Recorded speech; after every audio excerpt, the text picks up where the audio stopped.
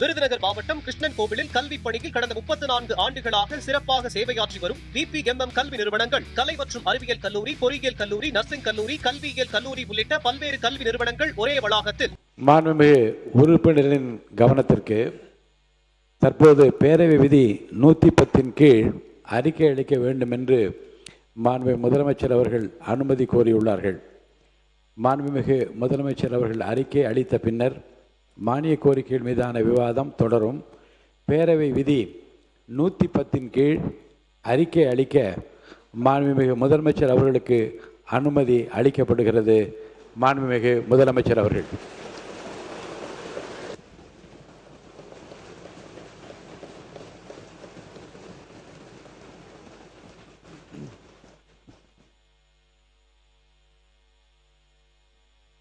முதல்ல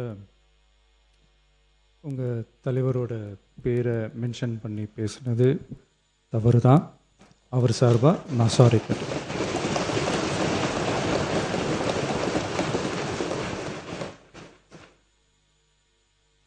மாண்புமிகு பேரவைத் தலைவர் அவர்களே, தமிழக மக்கள் நம் உயிர் என்றால் தமிழக விவசாயிகள் நம்ம உயிர் நாடி. உலகில் ஜாதி, மதம், இனம், மொழி என அனைத்து வேறுபாடுகளுக்கும் அப்பாற்பட்டு நடைபெறும் தொழில் என்றால் அது விவசாய தொழில் மட்டுமே. உலகின் ஒரு மூலையில் உற்பத்தி செய்யப்படும் விவசாய பொருட்கள் உலகின் மற்றொரு மூலையில் உள்ள மக்களின் உணவு தேவையை பூர்த்தி செய்கிறது. எந்த நாடு உழவு தொழிலை மதித்து விவசாயிகளுக்கு உரிய பாதுகாப்பையும் ஆதரவையும் வழங்குகிறதோ அந்த நாட்டில்தான் மக்கள் வளமாகவும் மகிழ்ச்சியாகவும் வாழ முடியும். தமிழக வெற்றிக்கழக அரசு பல்வேறு நிதி நெருக்கடிகளின் மத்தியில் ஆட்சி பொறுப்பேற்றாலும் பதவியேற்ற 15 நாட்களுக்குள் விவசாயிகளின் கடன் சுமையை குறைக்க கடந்த 25/5/2026 அன்று குறு சிறு மற்றும் இதர விவசாயிகள் பெற்றிருந்த பயிர்க்கடனில் 50,000 ரூபாய் வரையிலான கடன்களை முழுமையாக தள்ளுபடி செய்ய ஆணை பிறப்பிக்கப்பட்டது.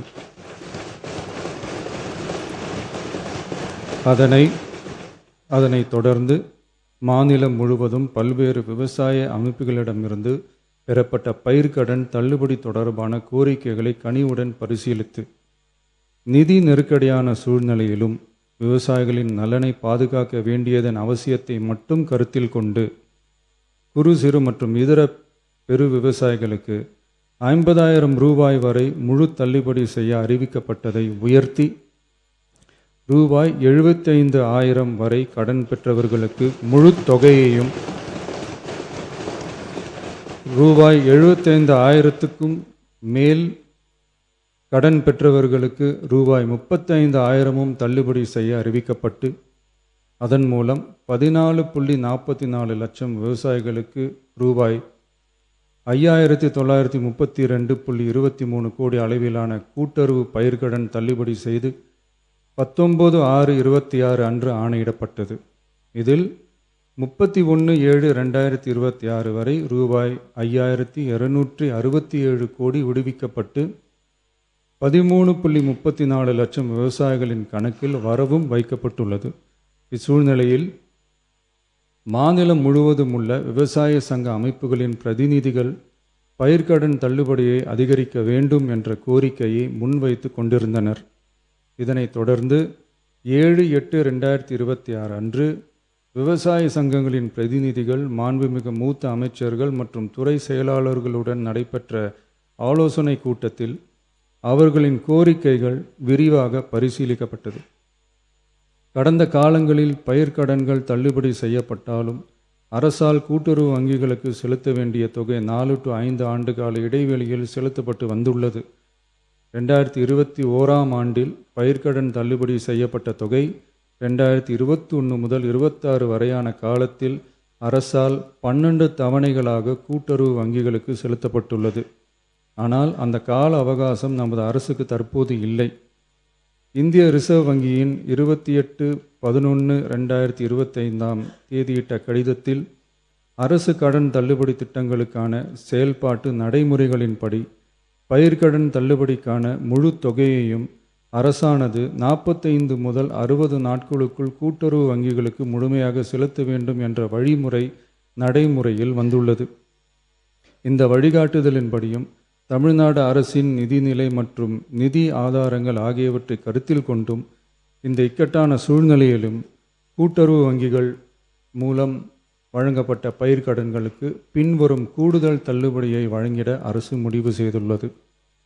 75,000 ரூபாய் வரை பெற்றுள்ள பயிர்க்கடன்கள் 100% முழுமையாகவும், 75,000 ரூபாய் முதல் 1,00,000 ரூபாய் வரை பெற்றுள்ள பயிர்க்கடன்களுக்கு அதிகபட்சமாக 75,000 ரூபாய் வரையும், 1,00,000 ரூபாய்க்கு மேல் பெற்றுள்ள பயிர்க்கடன்களுக்கு அதிகபட்சமாக 35,000 ரூபாய் வரையும் தள்ளுபடி வழங்கப்படும்.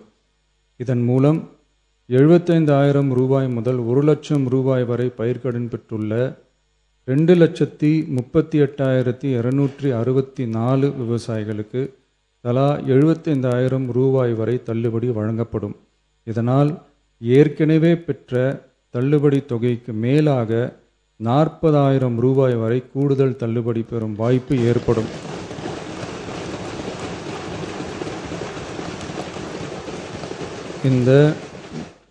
இந்த கூடுதல் பயிர்க்கடன் தள்ளுபடியால் அரசுக்கு சுமார் ரூபாய் 953.06 கோடி கூடுதல் நிதிச்சுமை ஏற்படும்.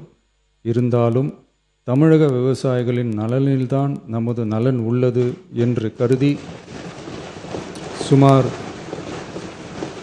13.34 லட்சம் விவசாயிகளுக்கு மொத்தமாக 6,220 கோடி ரூபாய் பயிர்க்கடன் தள்ளுபடியை இந்த அரசு வழங்குகிறது. நன்றி.